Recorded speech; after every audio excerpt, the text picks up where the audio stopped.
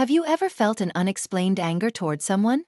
Or wondered why certain events always hurt you in the same way? Those parts of yourself you hide, deny, or say, "That's not me." Perhaps they're more about you than you think.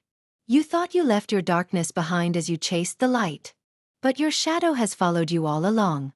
It whispered in your dreams, spoke through your relationships, screamed in your moments of rage. But what if this darkness isn't your enemy? What if your shadow is actually calling you to discover your true power? In this video, we will explore Carl Jung's concept of the shadow archetype and how the parts we suppress secretly shape our lives. And maybe, for the first time, you'll find the courage to look at yourself honestly. Welcome to Psyche's journey. As you search for the light, are you ready to pass through your own darkness? Every human carries light. But every human also carries shadow. And the spiritual journey doesn't begin by seeking only light. It begins with the courage to look into our darkness. Real transformation happens when we're willing to descend into the depths of the soul, to touch those feared, hidden places that are quietly waiting to be healed. A human is born whole. A baby feels every emotion freely. They love, scream, cry, laugh, get jealous. They don't suppress, they simply are. But over time, society teaches them to reject parts of themselves. Don't get angry, it's shameful.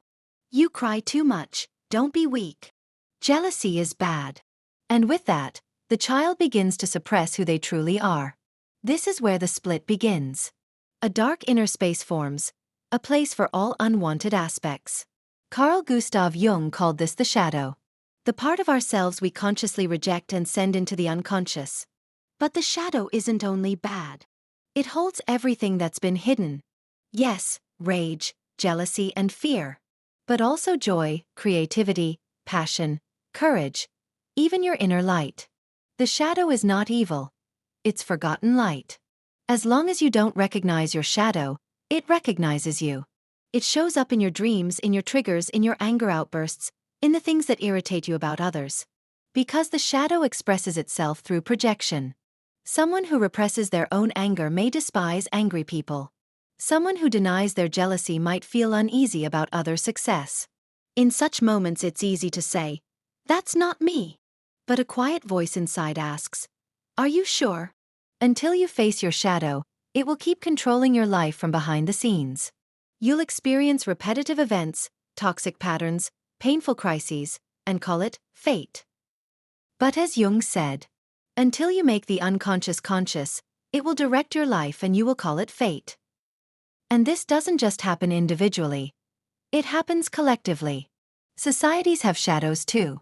A culture that suppresses the feminine may encounter it in the form of witches or dangerous women. Repressed rage shows up as war. Suppressed love for nature turns into ecological destruction. The more we suppress the shadow, the stronger it grows, until one day, it erupts. Sometimes as trauma in a person. Sometimes as chaos in a society. But the shadow is not the enemy. It's the gatekeeper, the loyal guardian of transformation and wholeness. At first, meeting it is frightening. All the things you've run from are there. But when you look it in the eye, you realize, this too is a part of me. And that's when denial ends. The battle stops. And healing begins. As Jung said, gold is found in the shadow. The person who meets their shadow doesn't encounter just fear. They discover their potential. Every suppressed trait, no matter how dark or ugly, holds an energy, a gift, a truth. To reject it is to reject yourself. To embrace it is to come home to yourself. When you judge someone, feel envy, get triggered, pause and ask, what is this showing me about myself? Who am I really watching here? The things you swallowed as a child. The emotions you silenced to be loved. The parts you repressed to seem nice or polite. They're all waiting in the shadow. And an unacknowledged shadow is like a chained giant. Once freed, it can either destroy or liberate. Shadow work is the path of the brave. Facing your inner monster is no easy task. But in doing so, you discover your true power. Because darkness isn't evil. It just wants to be seen, understood, and accepted. To face your shadow is to rediscover your passion. Not just your rage. Your courage. Not just your fear. Every repressed emotion carries light within. And the more you know your shadow, the more deeply you connect to your authentic self. Once you make peace with your darkness, the world loses its power to control you. True freedom comes from embracing all parts of yourself, both light and shadow. The more you reject the shadow, the farther you drift from yourself. But when you accept it, you meet your true self. Those who walk through shadow feel the light more fully, because beyond the darkness is not just light. It's you, whole and complete. The shadow is an ocean, and for thousands of years, humanity has dived into it to seek truth. Philosophers, mystics, healers, psychoanalysts, artists.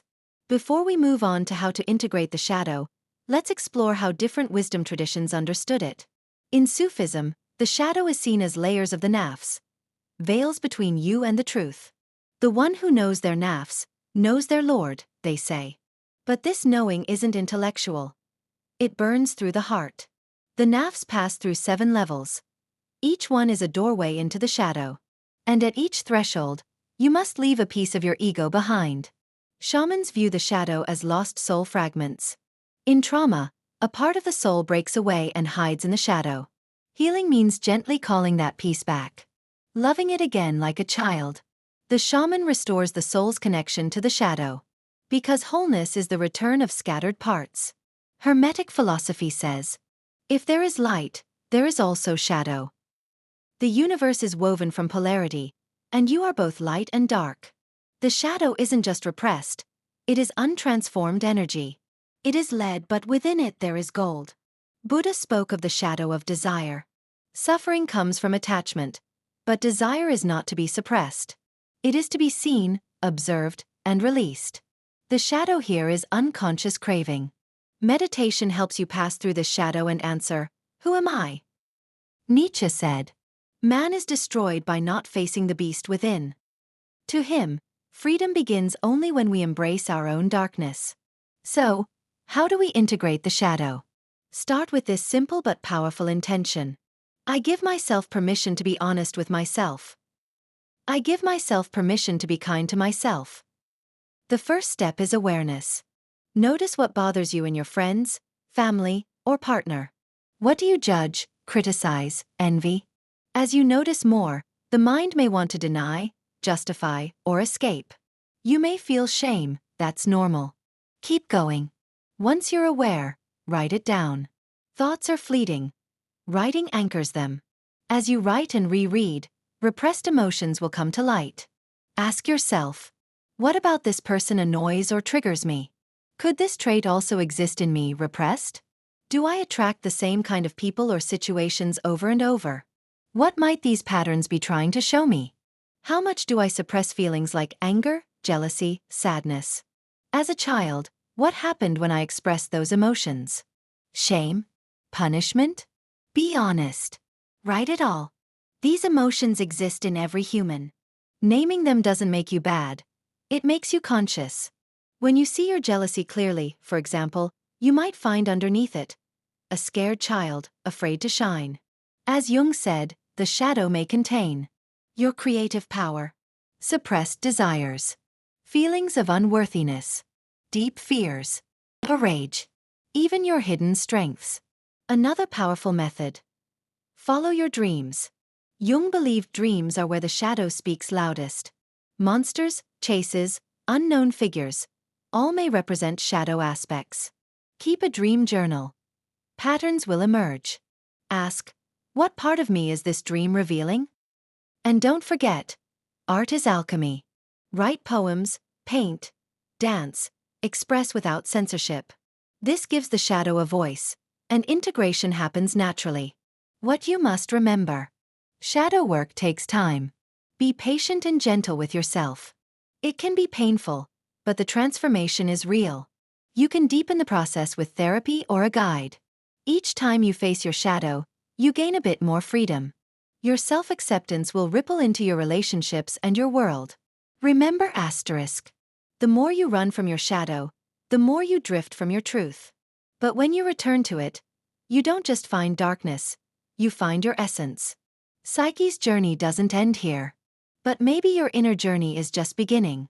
Subscribe, and let's continue discovering, together.